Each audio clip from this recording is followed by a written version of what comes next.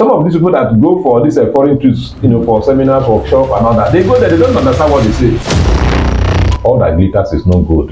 You don't go looking for something that you don't need in the first place. I think it's a very commendable act of governance. The act of saying I won't travel again because of the cost. Yes. Do you think the Nigerian presidency can broach up to that?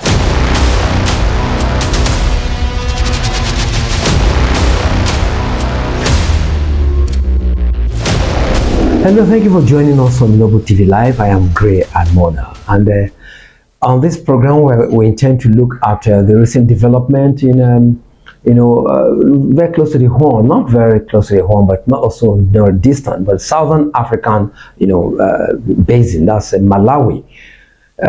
Foreign trips have been officially banned by the president, Lazarus Chakwera, because of the hue and cry about the costs. And we're going to look at this issue, as it concerns governance, with Comrade Augustine Milo. You're very much welcome. Thank you very much.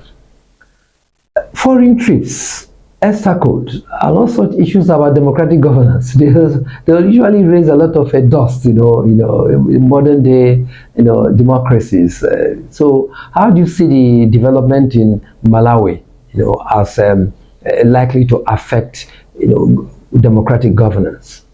Yes, what the Malawian president has just done, that's Lazarus Chakwera. Yes. I think it's a very commendable act of governance, because if you look at the foreign trips that are often backed by African leaders, yes, those trips, most of them are unnecessary.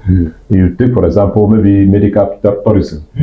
Somebody has the opportunity to provide a healthcare facility in his environment, in his country. He doesn't do that. And when he has the slightest headache, he jumps out and goes abroad for treatment and all that. So yes, Chakwera himself has been criticized for often embarking on foreign trips. And he realized that actually those people that were criticizing him were actually making sense. And as a way of appreciating them, unlike some persons, when they criticize you say because they are opponents. They criticize you say because they are modern lions and all that. So he accepted the criticism of these people and said, oh, sorry, I realize that I have been making mistake. And therefore, I'm not only banning myself from foreign trips henceforth, I'm also banning members of my cabinet going forward, because I think that is the best thing to do, because when you look at the cost of governance and some of these things people go abroad for, they are unnecessary, and it's a welcome development. I appreciate him for doing that. Thinking about the cost, very huge costs arising from all these trips. Yes. Especially with an economy, African third world economy under siege. Do you think that act of selflessness can be repeated in places, other places outside Malawi, in Africa? I don't want to mention any country, but do you think... No, you can mention Nigeria. You can mention Nigeria, yes. Okay. The action can be replicated, because if you look at the case of Nigeria, for example, now, where the currency of the... Did you say the action can be replicated in Nigeria? Yeah, that is the Malawian action, yes. The act of saying I won't travel again because of the cost. Yes. Do you think the Nigerian presidency can broach up to that? Yes, they can. If the willpower is there, he can develop the willpower. If that clause is important, if the willpower is there. Yes, if he decide to, in fact, the willpower is there if he decide to activate the willpower, because he's the president of the country. His words becomes law. So if you say, well, I'm not going to travel again, please, henceforward, nobody should travel again except, with a very, very cogent reasons. If he says it and leads by example, just like the Malawian president is going to do now, the people will follow suit, and it will be a welcome development in the country.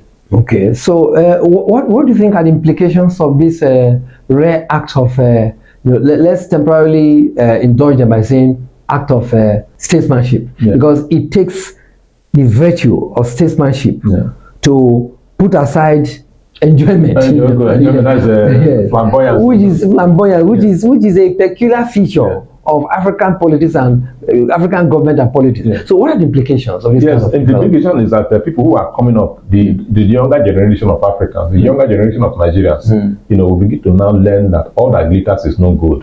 You don't go looking for something that you don't need in the first place. For example, now, if you're organizing a seminar now about employment generation in the United States of America, and somebody goes to that place, what is he going to do?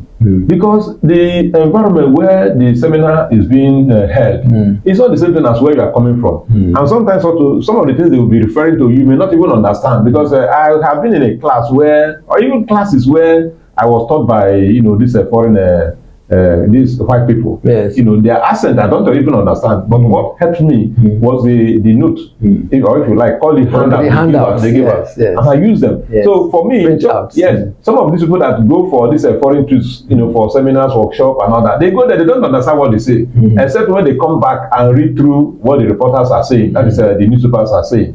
They don't even. So why do you not go there to waste your time sleeping? Because you're not going to contribute, and even when you sit down, you may not even understand what they are saying there. So some of them are not necessary. Okay. So in conclusion, do you think all foreign trips and connect with Jaye Jaye? Don't you think some are also going for investment planning to turn around the economy? Yes. What do you think? There are some of them that actually you go there to actually maybe you want to go convince some person. Like if it were to be like a market, organizations now, you narrow it to marketing. Maybe like you are going on a marketing trip, where you want to go personally to convince some people to come and invest in your country.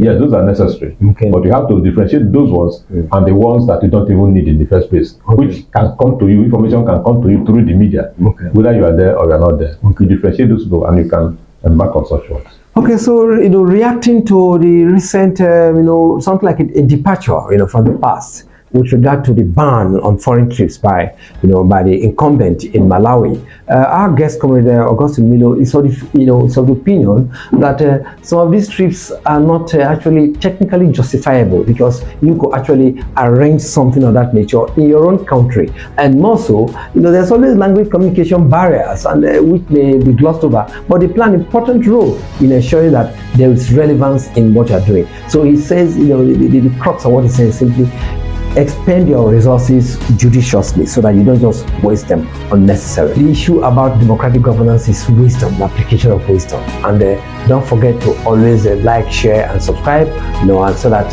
when the update, is actually made available, after pressing the notification button, you'll be, of course, used to the routine of Global TV. Always join us on this program. My name is Gray and Mona. Thank you for watching.